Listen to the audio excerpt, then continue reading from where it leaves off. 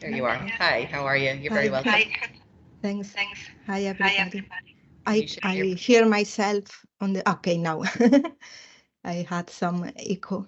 I'm going to share my screen then.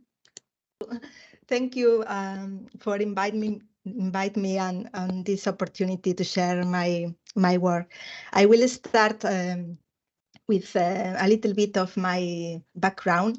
So I am a marine biologist. I obtained my degree in 2005 by the University of Santiago de Compostela in Spain. Then in 2012, I got my PhD by the University of A Coruña. And my PhD was related with the assessment of several optical sensors to map macroalgae communities. Then, after my PhD, I moved to Estonia, and I spent 1 year as postdoctoral researcher at the Estonia Marine Institute. And in 2014, I moved to Ireland, and I stayed a job position as scientific and technical officer at the Marine Institute. Then in 2017, I moved to Maynooth University as postdoctoral researcher. And in 2019, I worked for a year as a contractor for the Geological Survey of Ireland. And finally, in 2020, I moved again to Maynooth University, where I work as postdoctoral researcher. So all this map show a little bit my tour around Europe with some of the pictures in different places. And I must say that all this experience in different countries, different organizations, different projects was very rewarding, professional and personally.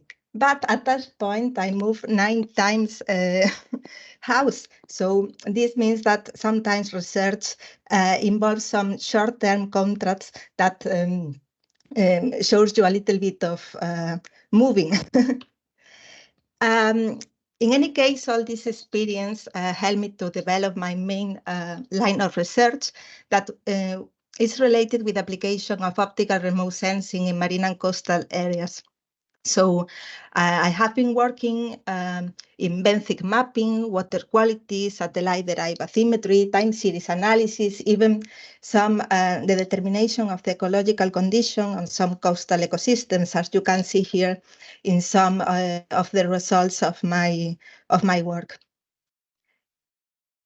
But for understanding the application of optical remote sensing in coastal areas, we need to understand how an optical sensor works and also the complexity that coastal waters involves.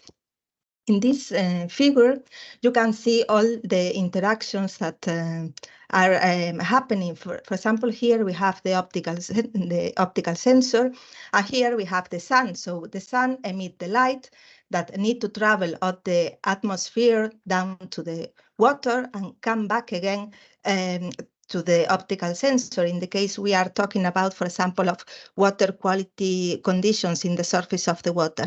But in the case of benthic mapping, this is a little bit more complicated. For example, the light that comes from the sun need to travel the atmosphere, cross the interface of the water, travel through the water column and touch the bottom, and travel again all this way back to the optical sensor. So to understand this, I would like to highlight some key message here. For example, that at satellite altitude, about 19% of the sensor measured signal correspond to the atmospheric effects and the surface effects. For this reason, it's very important the atmospheric correction in the case of aquatic applications. And we also need to take into account that the water column strongly absorbs electromagnetic radiation. That this means a decrease of the signal that is registered by the sensor. And on top of that, we need to understand the coastal water involves some optical complexity. For example, we have variable bottom visibility, we have different bottom types, and we also have different gradients of clear and turbid waters. And this complexity, an example of this complexity is they are the satellite images over that Dublin Bay, where you can see how the water quality conditions change among different dates. And if we focus, for example, in this image here, we can see that this image is very good if we want to map, for example, suspended solids. But if we try to map here the bottom type or derive bathymetry, the results will be a completely disaster. And we also have here some of the additional limitations that have optical sensors in Ireland, that is the cloud coverage that sometimes reduce the number of images that can be used. And now I will start to present some of the work that I have done here in Ireland. For example, as scientific and technical officer at the Marine Institute, I was involved in the generation of a basic capacity for the application of remote sensing in marine and coastal areas. And for this, we evaluate and procure radiometric equipment, as the ones that you can see here that correspond to the TRIOS RANSES radiometers. We also generate some protocols for the intertidal and above water measurements using this equipment. And I also collaborate with different departments to provide support in remote sensing. Some examples of these collaborations will be the collaboration with the Fisheries Ecosystem Advisory Services, where we extract several oceanographic variables from satellite images in support to the stock assessment of pelagic fishes. In this case, we extract 19 years of monthly means for chlorophyll, diffuse attenuation coefficient, and sea surface temperature. And here is the 19 years climatology for chlorophyll and coefficient of diffuse coefficient, where you can see how the coastal waters has a very high chlorophyll content. Another collaboration that I would like to show here was the collaboration with the ocean modeling section, where we evaluate the biochemical model that Iberia Biscay Ireland provided by the Copernicus program. And in this case, we use satellite data in combination with Argo and EMONET data in support for the evaluation of this model for its capacity to reproduce the main biogeochemical characteristics of the EB area. So these collaborations reflect not only the value of satellite data by themselves, but also that satellite data are a very valuable input for other applications. I would like to mention here some of the other work within the BASMAI project that was a 2 years project funded by the Geological Survey Ireland. And the objectives of this project were the evaluation of the Sentinel-2 satellites to derive bathymetry using empirical and analytical approaches. And we also evaluate some atmospheric correction methods for this purpose, as we see that atmospheric effect has a strong influence on the derivation of bathymetry using optical satellites. We evaluate these objectives in 3 study areas of the Irish coast, in Dublin Bay, in Mulroy Bay, and in Dublin Bay. For example, here I present the results and the description of the empirical approaches that we have used. So empirical approaches take into account the depth that we measure in situ, in our case using multibeam and LiDAR data. And they adjust this in situ data to the satellite bands. We use 2 of the most used empirical algorithms, the linear band model developed by Lisenga and the log transformed band ratio model developed by Stamp. And I don't go into detail in the equations, but in this case, we use 3 bands that goes from blue green and red, and in this case we use the band ratio with blue and green band. And this picture shows the results that we got for Dublin Bay and Murray Bay.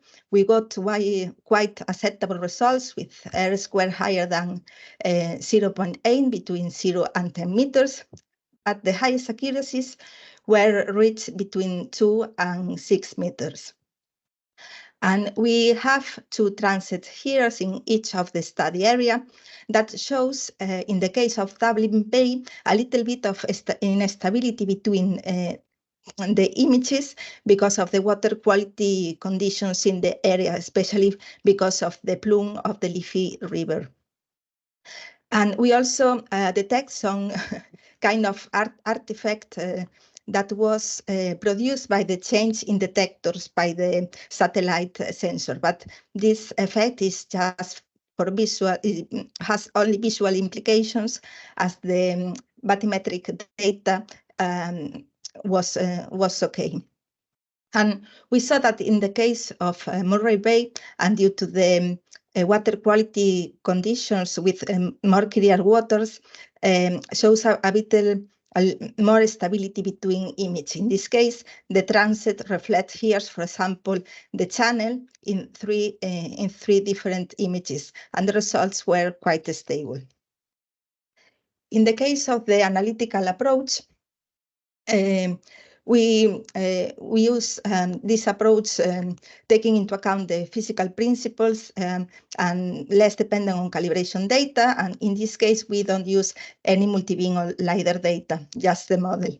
And the model that is reflected in this equation takes into account the optical properties for each pixel of the image, and she incorporates the water quality here in these parameters, the bottom time, and the water depth. And these pictures shows the results obtaining for the three different study areas, like Dublin Bay, Murray Bay, and Brandon Bay.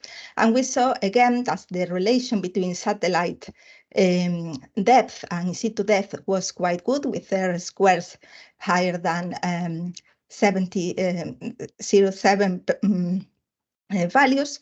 But we saw that water conditions affect the derivation of the bathymetry. In this case, the water turbidity that affect in this case, here the bottom type that is composed mainly by rocky and macroalgae substrates that is reflected in these dots of the plot. In any case, the conclusions of the project were quite positive. We could conclude that the seabed time and the water column constituents have an important effect on the satellite-derived bathymetry. The atmospheric correction was a critical step and influenced the accuracy of the results. And we saw that using Sentinel-2, satellite-derived bathymetry was possible until 10 meters depth when optical images are used, for example, with low turbidity. But the best results were obtained between 2 and 6 meters. So the different methods show its consistency in the results, indicating that Sentinel-2 could be used for long-term bathymetry monitoring in Ireland. And then I would like to present some of the work that we are doing within the Macobio's Horizon 2020 project. I am part of this project as postdoctoral research at Maynooth University, and this project involves 19 organizations in Europe and the Caribbean, and is studying 6 different ecosystems that go from coral reefs, seabed grass, kelp forests, salt marshes, mangroves, and mire beds, and incorporates 3 ecoregions, that is the European Atlantic, the Mediterranean Sea, and the Caribbean. And in this project, we are using remote sensing in several applications, but I will mention here 2 of them.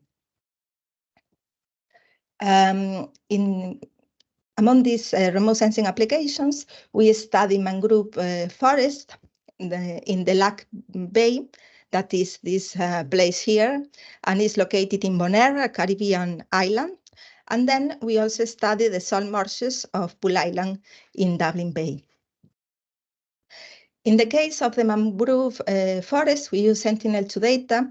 This is a very small mangrove forest, so the 10 meters bands, the 10 meters spatial resolution in some of the bands are very important because give much more detail. And we have mapped 2 different species that correspond to the mangrove, the black mangrove and the red mangrove, as you can see here in the map. And the overall accuracy that we reached was higher than 96% in both species. And this graphic here represent the spectral signatures of those species, indicating that and spectral differentiation that can be good for satellite analysis. We also developed an algorithm to extract leaf area index. Leaf area index can be defined as the proportion of leaf area per unit of ground area. Can be considered a proxy of leaf biomass and vegetation productivity, and its important its importance is reflected as it is considered an essential climate variable. So currently there are 2 methods that can be used for extracting leaf area index from remote sensing. These are the physics-based approaches that involve high complexity and high data requirements, and empirical approaches. And we have used this later. And this empirical approach the one that we have used, use the relationship between the in situ leaf area index and a vegetation index that correspond to the NDVI. And in this plot, you can see how both parameters are related. So using this algorithm, we have mapped the leaf area index, and we have created leaf area maps for the Lac Bay.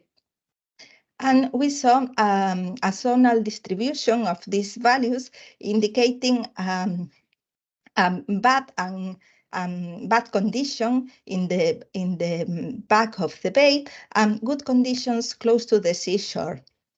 And we also detected some significant difference between wet and dry season.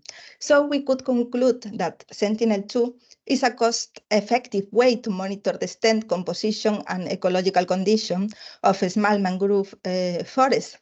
And this is especially important because the field work in these ecosystems involve a lot of effort because they have a lot of branches, humidity. So these results were very good for us.